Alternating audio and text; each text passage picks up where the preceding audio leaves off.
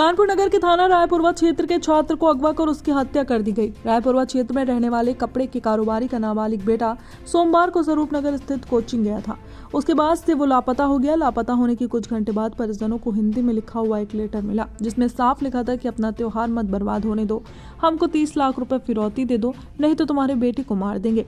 Letter के आखिरी में अल्लाह अकबर लिखा था। परिजनों द्वारा घटना की सूचना पुलिस को दी गई। तत्काल ही कानपुर कमिश्नरेट के दोनों ज्वाइंट सीपी समेत जोन के सारे आला अधिकारी इस घटना की पड़ताल में लग गए। जल्दी पुलिस ने इस घटना में लीड लेते हुए घटना में शामिल लोगों को हिरासत में लेकर पूछताछ शुरू कर दी। नाबालिग छात्र कुशाग्र की स्कूटी और मोबाइल जहां पर रखा था उसका भी उस लेटर में जिक्र किया गया था। अपहरणकर्ताओं ने नाबालिग छात्र की हत्या पुलिस की गिरफ्त में आने से पहले ही कर दी थी।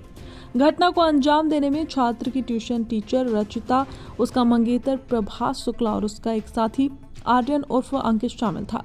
पुलिस ने तीनों को गिरफ्तार कर लिया है और विधिक कार्रवाई कर जेल भेजने की तैयारी कर रही है। संवाददाता पंकज अवस्थी की खास रिपोर्ट।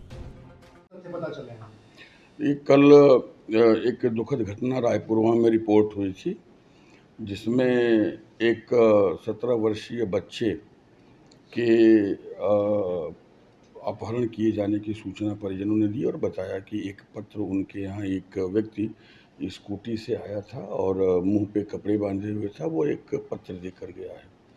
हम लोगों ने तुरंत घटना का इन्वेस्टिगेशन स्टार्ट किया और हमारी पूरी टीम, हम सभी सीनियर ऑफिसर घटनास्थल पर थे।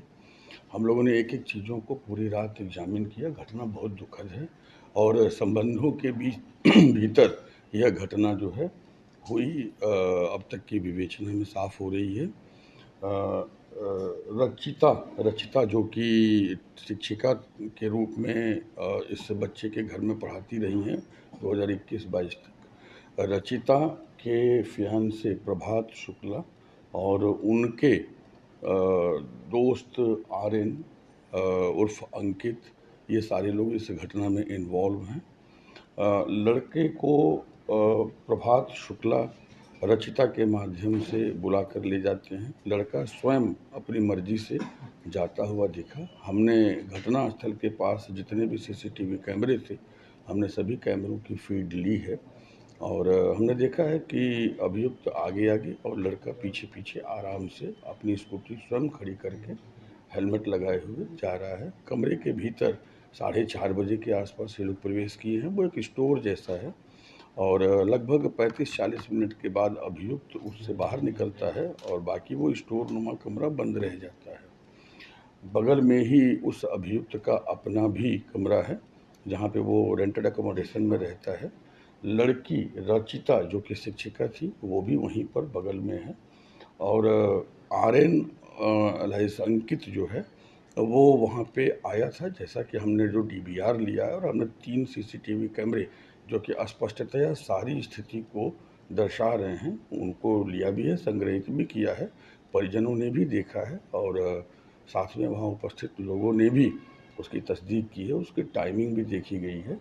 लगभग 35-40 मिनट आने के बाद अभियुक्त उस कमरे में रहा है। उसके बाद उस कमरे में जाता हुआ कोई नहीं दिख रहा है, ऐसा प्रतीत हो रहा है सीसीटीवी फुटेजेज से और प्रथम दृष्टया जो फॉरेंसिक टीम का परीक्षण दल वहां गया था उससे, कि लगभग 4:30 बजे से लेकर के 5:15 के बीच में यह घटना कारित की गई है। 4:30-32 पर वहां पे जाने के साक्ष्य दिखाई देते हैं और बाद में जो लेटर दिया गया, जो डिमांड किया गया, उसका ऑब्जेक्टिव, उसका इंटेंशन, उसका मेंसरिया अभी हम लोग समझ रहे हैं। अब तक की विवेचना में ऐसा लगता है कि ये मिसगाइड करने के लिए किया गया था, लेकिन it's too early to go with the conclusion. Investigation is in progress. जो स्कूटी लेटर ड्रॉप करने के लिए व्यवहार की गई थी, उस स्कूटी को भी हम लोगों ने जो है सीज किया है, यूपी 78F2204। लेकिन ये भी एक तथ्य दिखाई दिया है कि इन लोगों ने F को E किया था और F को E करने के लिए उन लोगों ने गम, लोशन और कुछ चीज़ों को चिपका करके किया था, जिसके भी सिम्टम्स उस स्कूटी पे हैं और कैमरे में जो पिक्चर कैद हुई है उससे स्कूटी की फटी हुई सीट, स्कूटी का पूरा का पूरा डिस्क्रिप्शन मैच करता है। जहाँ पे जो डिजीज़ है, जो बच्चा जिसकी मृत्यु हुई है, उस बच्चे का स्कूटी खड़ा किया गया था, वहाँ पर भी सीसीटीवी फुटेजेज़ है, उन कैमरों की फ़ीड भी ली गई है और वहाँ भी ये चीज़ दिखाई दे रहा है कि घटना स्थल पर घटना के बाद अपने रूम में जाकर अभियुक्त ने अपने कपड़े बदले हैं, सफ़ेद शर्ट पहना है, उसी सफ़ेद शर्ट में वह बच्चे की स्कूटी को अन्य स्थान पर ड्रॉप करता हुआ भी दिखाई देता है। तो